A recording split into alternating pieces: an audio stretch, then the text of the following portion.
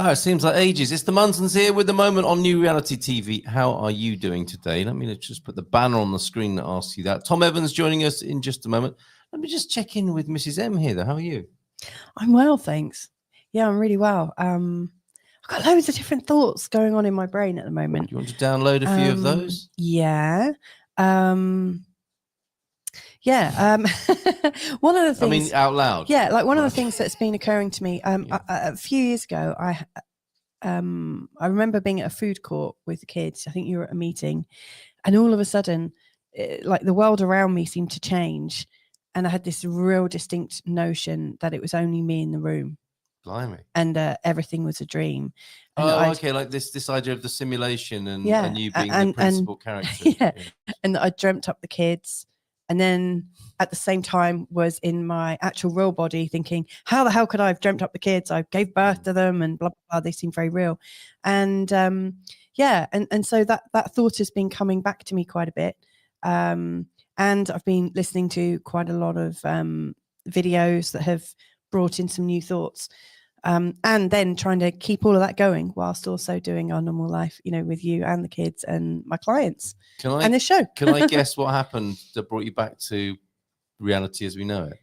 I got ill. Food court. Oh, no. No, someone saying, Mum! Yeah, absolutely. Yeah. But I remember walking around in a bit of a daze after that. And I remember telling you on the way home. Yeah. It's kind of come back as a theme. And I think there have been many times in my life where I've found myself in a completely different environment, almost overlaid our real environment. I mean, when I say real, this one, but I'm actually thinking this one isn't the real one. And the one that doesn't seem real is the real one. Oh my! Or maybe they're all false. Who knows? Yes. But maybe Tom's a good person to ask this. Tom will be great to talk to. Deb's waiting behind the wings. Yeah, we've got as well. Debs. As a continuation of last week. Just on that note, though, of what you're talking about, I suspect there's more in this new reality community, especially on this sort of wavelength and among these vibes and energies. More people having these interesting thoughts. Should we call them interesting thoughts? Yeah. And ideas about the nature of reality. And all the coincidences and synchronicities. I'm guessing that's intensifying for people in this community. Yeah, and I agree, and I think like Tom's going to join us today, and I think he's ready for another deep dive. And I think before we do that, I think he's also going to finish off and just check in with Debs about what happened last week. All right, let's talk to Tom first. Let's bring Tom on first to see how he's doing. Good morning to you, Tom. Good morning. Now, I've got to say, I have this funny repetitive dream, and every Monday, these two Munsons turn up in it. It's quite weird. That is a funny, really funny dream. Who would want to dream that? We wish that on anybody. Yes. We'll take it to a Jungian analyst and see what happens. I mean, I've been watching some Carl Jung videos, actually, and I've been dreaming more. I don't usually remember my dreams, but for the past 2 days or mornings, I've had quite intense sort of what seem to be workings out of things in quite vivid dreams. So yes, who knows then whether those are real? This is real. We'll just proceed as if it is, right? We'll go with this as the current reality. I think that's a good way to go about it. Is to proceed as if be where you are. Yeah, be where you are. Okay. Should we see if Deb is ready to join us in this dream as well? Let's bring her onto the screen. Hi, Deb. Hello, Deb. Good morning. Hi, Deb. Good morning here in the United States. Yes. Yeah. How you doing? I'm good. How are you guys? Yeah, we're pretty good. It just seems, I mean, time is bending as well. It seems like a long time ago since I was sat in this chair. It's not that long ago, is it? No, it's only 2 days ago. Wow. And a week ago, of course, you were here and we were working through the process, a Flavours of Thought process with Tom. How has that gone, Deb? It's gone well. At first, I was a little confused by the tarot of overstanding the cards and the layout as to what Tom was asking me to try. But then I found his email. I just went deep diving, looking up Tom Evans. I found a site where there was a contact information. So I asked him some questions, and I just did my normal breath work. I kind of used a mantra in my head while I was practicing about finding courage through breath, using my breath for courage. And I have had some synchronicities. I've written them down. He asked me to notice any synchronicities. There have been a few, and some maybe some revelations that I'm. Really? Yeah, maybe that Listeners' revelations. It's sounding good so far. I'm maybe being a little hard on myself and just, kind of letting myself. I came up with yesterday was let it go and let it flow, was just something that just popped in my head. And I just knew that it was kind of a little download, let the nerves and the tension. I was very nervous about coming on here this morning and last week. Right. But this morning, the nerves are gone. So I guess what I did yesterday worked. Right. So you are letting it go and letting it flow. It's really good to see you. Thank But you. there's been tarot readings that are kind of leading me in that direction. Just, helping with, they've come out all about letting things go and that I have confidence and taking that step, taking that first step. And if I may remind everybody that courage was the original yes. intention, really, wasn't it? To the courage to ease yourself into the work perhaps you were born to do and express who you really are. That seemed to be the direction of travel. Is that correct? Yes. Yeah. Okay. Sure. I'm sure Tom's got something. He's listening It looks deeply like there. It looks Yes. like you may have something to add to this. Yeah, I've got a question for you, Deb. The recipe that we did last week is fairly academic. I could have thrown any permutation or combination of flavors at you and at this issue, and it would have worked. Is that general, this stuff? As I say, it's all about a reframe. But do you think the premise of where we're going with it is that actually using breath work to find courage is like pulling yourself up with your own bootstraps? And have you had any ideas about how you might do that and offer a service to other people, whether that's virtually or face to face, so we could get people to use the breath to find the courage to do whatever it is that they might want to do? Right. Have I come up with any ways? Can you rephrase that question? Or can you imagine any ways that we could use? Sorry, I maybe just sprung that on you, but we referred to it last week. Is there any way that you could use the breath to help you find the courage to go to whatever it is that you want to do? I think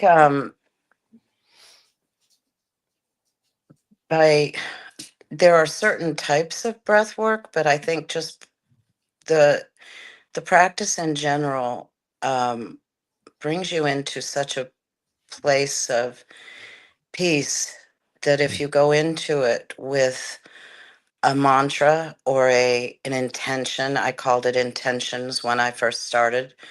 I would start my breath work out with the intention for my day, and the day always went wonderful.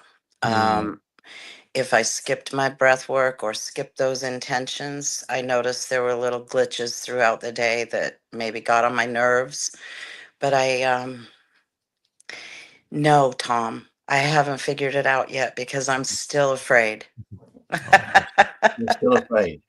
So, well, let's should we use this? We've got about 20 minutes. Should we use this session to use the breath to deal with that fear? How does that sound? I did follow one of your guided meditations, and it was really lovely. Thank you. That's the Aleph. That's the Aleph breath, and the Aleph is the archetype of the fool, which is at the top of the flavors of thought, and he's the wisest card in the pack, and he's fearless. He's walking along a cliff edge. He's got a bit of stick with his money on the outside of it. Anyone could nick it, so he's not worried about that. He's got deep a dog inside. down. That's me. I feel like I've always been brave. We're all the fool. The fool. All the archetypes are us, and we all sum to the fool. So the fool is a great character. He's got a dog by his feet, which ironically enough, or coincidence, is very similar to the dog that we've inherited. Really? He's a little terrier as well, and blind and absolutely fearless. You know, Yes. he walks towards. He doesn't know there's a cliff edge there either. We've had to go and protect. We've had to go and fence our garden, which is quite tiered, so he doesn't fall down and break his neck. So Oh, we've bless. done the archetype and the metaphor of the fool has kind of arrived on our doorstep, which is interesting. But we can. My proposition to you is this, Deb, is that when something comes up that we've got to face, and we learn how to get through it. Sometimes the thing that we do is we just avoid it like the plague because it's just too difficult. But when we embrace it and go through it, we can find that, hey, that worked for us, and then we can go and help other people doing it. So if we can find a way to use the breath to step forward, and we can imagine the breath being cyclical, but we combine it with a walking routine, which is very interesting. So imagine if you were to breathe in and out 3 times, for example. Yeah. Okay. And what I do all the time is that all the work that I do is hidden, right? So I'll be doing one thing, and it might say one thing on the tin, but it's actually something else. And that's because if I was told people what it really was, they might be frightened of embracing it. So it's kind of a bit sneaky. It's a bit Trojan horsey, but it's done with an intent that it can only lead to fantastic outcomes. Yeah. So if we were to one breathing technique you can use is where you breathe in and out, and on the first out breath, you imagine you step forward, and on Can the we do in this breath, with you? Sorry. yeah, I want to just. I'm kind of doing the script. I haven't done this for ages. I want to just get the script right. So you step forward on the out breath with your left leg, and you can do this even sitting down. And then on the in breath, you bring up your right leg, so it's parallel. So it's sticky. It hasn't gone forward. It's just up with your left leg, right? And then you do another in breath, and you go forward with your right leg, and then the left leg catches up. And then you go backwards. So you breathe out again, and then the left leg goes backwards. And on the in-breath, then the right leg goes backwards. But you've ended up one step further forward than you were. So you've gone 2 forward and 1 back. Right. Right. Okay. And then you do it again, 2 forward, 1 back. So it's all these patterns of 3s, 2 forward, 1 back. And after 3 patterns of 3, and the numbers are really important because they amplify and bring in other energies, you've actually taken 9 in and out breaths, but you've actually stepped forward by 3. Yes. Just by using the breath. I think Louisa's already gone there. Yeah. All right. How cool is that? Yeah. I did imagine that on this table of the keys, because I re-listened and it was like stepping forward, and that was my confusion. Am I supposed to try to follow this path in my mind with mantras of the different cards, the different keys laid out, or do I just not have any thoughts about it, just taking that step forward and the step backward? Great on the question. breath? So the thoughts, if you try and intellectualize this stuff too much, you spend ages doing it. And this is why I got out of the mystery school I was working with. They were taking the tarot to this extreme, and I just thought, well, you're putting too much thought into it, and you're not letting the tarot do its magic. So the pattern sits there, and it will work its magic. And you can, as I said, you could get the actual cards and lay them out and just leave them out somewhere, and they will work. Or you can just pull 3 cards or 1 card at random. And I do that every day. I've got a bunch of cards down here. I'll just show you. That's my bunch of cards. I've got a deck, 2 tarot decks, 3 tarot decks there, and a deck of symbols from the Cryon School. And I just pull a card of the day. I don't even reference them. I don't even think what they're doing. And they just help me step forward, and ideas come in when I need it. So this idea, I didn't pre-think this idea of the breath, 2 steps forward, 1 back, and this sort of stuff. It just popped in. And if it works, it's great. And if it doesn't work, we'll modify it. And then you could modify it by saying, well, actually, what I'll do is I'll do 4 steps forward and 1 back. So and that's in 4 breaths, you've actually taken 3 steps forward. And then you can go on and on. So actually, I'm not going to take any steps back at all now because I'm pretty confident I can just keep going now. That's what happened when I was just doing that. in my Yeah. head. I realized stepping forwards twice and then one back, you get used to the dance of stepping forwards because Yeah. there's a feeling of trust almost that you can Mhm. always Yeah. find yourself back where you were. But Yeah. then all of And a then, sudden I was like, oh, I don't need to step back anymore. yeah, and then you think, oh, actually, that version of me that was 3 steps backwards, that's the one that had the fear and of stepping Mm. forwards. I can let that version of me go now. I'm going to do this. But most importantly, I think it'd be really, really helpful for people that you take on this journey to not use the label breathwork. Like I don't use the label tarot because it Right. might freak them out a little bit. You know Mm. what I mean? So Yes. and so there's loads of breathwork practitioners on Insight Timer where I've got loads of my stuff, and I've got loads of meditations that use the breath, but I don't call myself a breathwork practitioner. Mm. Yeah. One, because Yeah. I've never been formally trained in it. I've not even been formally trained in doing meditation. So there Yeah. you go. And So, neither have I. exactly, yeah. But that doesn't mean. But we're all trained in. We're all in the school of life, and I've it's Yeah. our life studied it on experience. my own. Yes. Yeah. Exactly, and you've been through what you've been through as well. So Right. specifically, if we really zero in on finding courage. So if you imagine that somebody's going through a dis-ease, so it might be a That's cancer, it could be anything. If we could use breath to help people deal with the courage to face that disease, and actually using the breath as well is a great way of actually energizing the body and bringing more energy into the blood. And the more blood flow we got around affected areas helps with the healing of that area as well. So for me, and you know, if you were keen to do this, and I'm very happy to do sessions with you either on or off this call, just to how could you create a suite of products to help people find the courage, and it's that loose. yeah. It's that loose. So it could be the courage to go through a terrible disease, or it could be the courage to step up and start a new business, find a new partner, all of those things, or just get out there. So Right. and you know, we all need a bit of a helping hand, which is And that's yeah. the main reason I wanted to do this is because because of the cancer that I had, and the chemo damaged my peripheral nerves, so I live in constant nerve pain from peripheral neuropathy, and I became very depressed. Mm. And through the breath, I've been able to come off of pain medication and all Wow. kinds of things. So that is a big one for me, helping Yeah. people realize that they can get through pain and disease by using breath. So you hit the nail on the head on that one, Tom. I Right. didn't bring that up as one of my big courages, but it was the major one in my life. Wow. Mm. Yeah. Wow.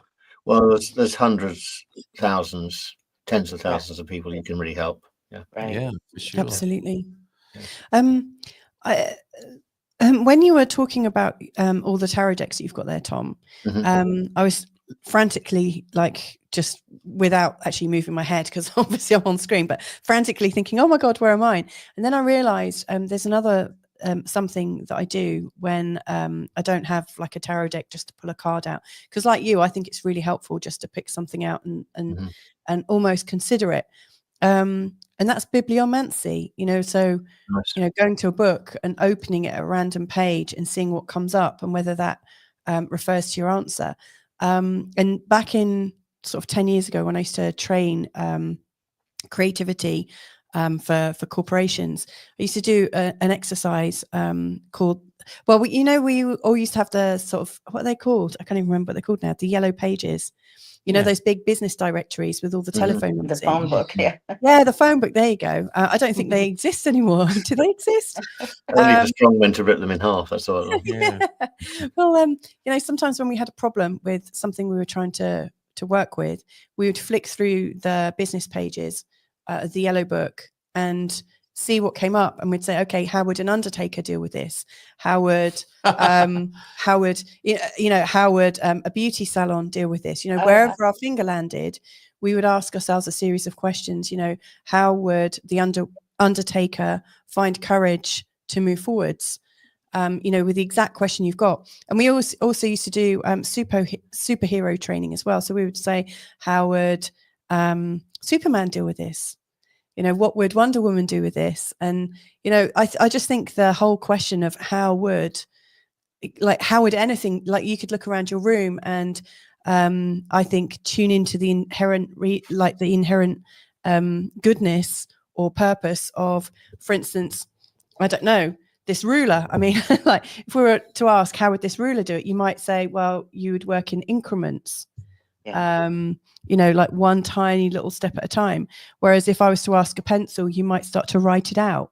So I just think there's clues around us, and when we're interacting with different things, it's unlocking our mind. Would you say that, Tom? You know, because it's not the tarot that's really giving you the message; it's you perceiving the tarot card. Yeah, as you would do when you do an astrology reading as well. I did a similar exercise in my writing classes, and I just get when I'm doing live workshops, I get someone in the audience just to say a number, and that'd be a page that I'd open, and I say, get someone else to give me a number, another number which is a number of lines down, and another number which is the word, and then find the word that way. Then I find 4 words, put them on a mind map with at the center their dream for their book, and get them to free associate from that thing. In fact, that's exactly how I got the flavors of thought in the first place. I took the word light, I took the word light bulb moment, and I put light, bulb, and moment on a mind map, and I went out from there. And you know, with bulb you go for tulip, and with moment you also have them, funny enough, not just the moment, which is the moment we're in now, funnily enough, on the moment, but you also have the moment of a lever, which you just, funny that you had a ruler out there, right? So all these things are out there. And then light, no accidents, Tom. Yeah, and then light, and no accidents, and light we can split into a spectrum. And then I realized that quarks, which are fundamental particles, can also be split into spectrums, and they color these quarks.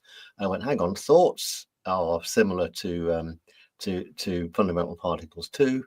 They're 10-dimensional waves, not that that's realized by science at the moment. And so you can also have colors of thought or flavors of thought, and that's where that metaphor took me. And I'd recommend you do this also with something like any new thing. By the way, if you do the derivation of the word undertaker and you go back to the original words in French and Sanskrit, an undertaker is an entrepreneur, someone that undertakes to do something. We've just given it a different meaning. Wow, that's cool. Haven't we just quite a strong meaning? Can I so any new idea, do free association mind mapping with it, and it will take you to a different place, and it also extrapolates it to a place with a metaphor and a set of archetypes that you can take to a new audience that will never have done this stuff. So you wouldn't think, if you're going through chemo or something like that, you know what, the breath is the solution here. It's not offered by the allopathic medical industry. So the breath is. I've got a meditation which I can share with you. I've got this course called Healing Alchemy, which is absolutely free, and in there is a meditation, but the breath of life, a meditation using water, and also a temporal meditation as well, by changing by softening time and healing using time. So that's free to anybody, because I believe that healing should be free. But also, you want to use any of that stuff, Deb, and what is your, where do I find this, Tom? On that website, tomevans.co, you go to the second tab, which is the Adetum.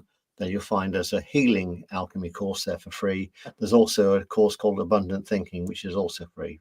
And because I believe that we can get money flowing around, and by not putting tariffs up, then it's very healthy for the whole of the planet. Absolutely. Can I make a couple of points after you've made yours? I was just going to say, Debs, if you've got a question like, how do I take the next step? Yeah. Do you have a question? Is that your question? How do I take the next step, or what's the best? Yeah, I did come across some music. It's funny, one of the synchronicities is me saying, if I could just have the music to go along, there's a rhythm to the breath. That's what I love doing. I love listening to headphones to a rhythm while I'm doing my breath work. And then one of the people I follow for breath work released on Patreon his music for free to use in classes. So that was, I was like, well, there you go. So I've been practicing that for the past few days, trying to, make a video using his music. And so that was, but yeah, how do I? So if you got your question, like, how do I take the next step? If you think of a color and a number between, say, 1 and 150, and I will find out of my books, I'll find the right color book, and I'll go to the page of the number and see if there's a message for you, whilst Carl asks the next thing. Well, I was wondering. Well, Yeah, but I need a color and a number first. We've got all color books. Blue and 120. Blue and 120. Blue I'll be back 120, shortly. all right. I wanted to reiterate Tom's key theme of reframing, and how it seems to me there's a dynamic of the mind that wants, it's a bit like how we revert to fear. That's the safety thing. And how our mind seems to work is to focus on one thing as almost as a safety feature.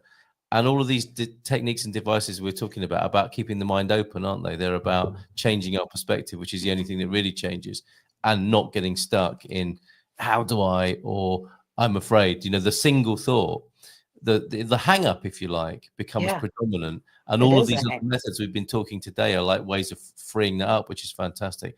And my other request, I mean, we've only got a few minutes now, Deb, but do you want to breathe us out of this session today? Would that be too much? No.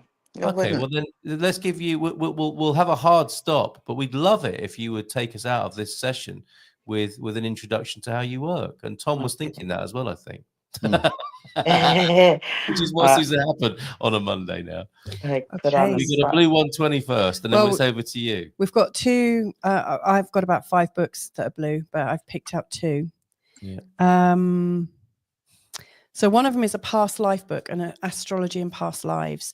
And interestingly, the other one is a crystal healing book, and it's brought up peridot.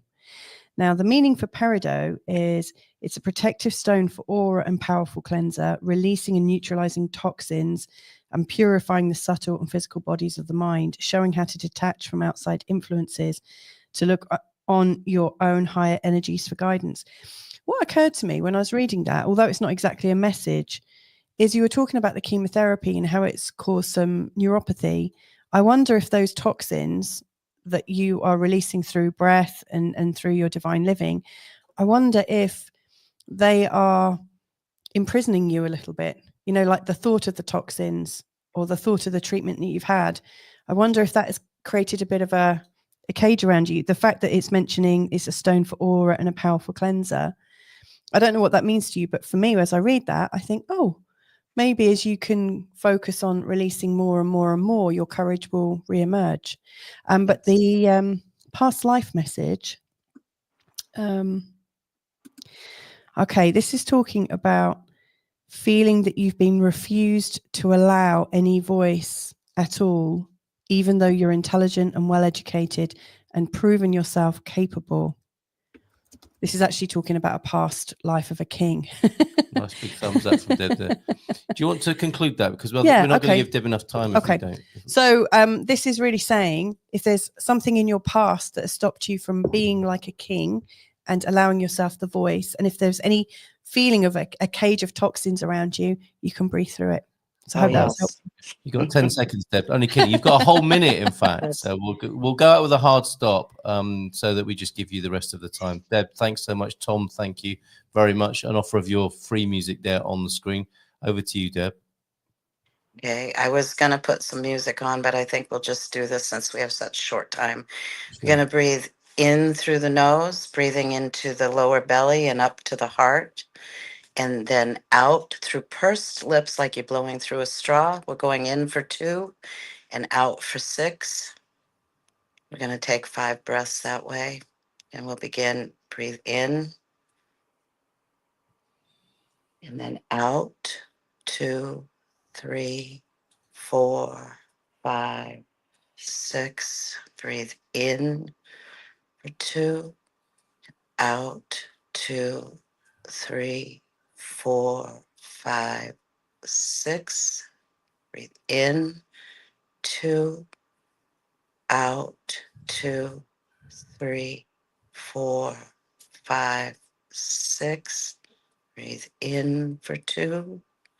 Out. 2, 3, 4, 5, 6. One more. In. 2. Out. 2, 3, 4, 5, 6. One last deep breath in and hold.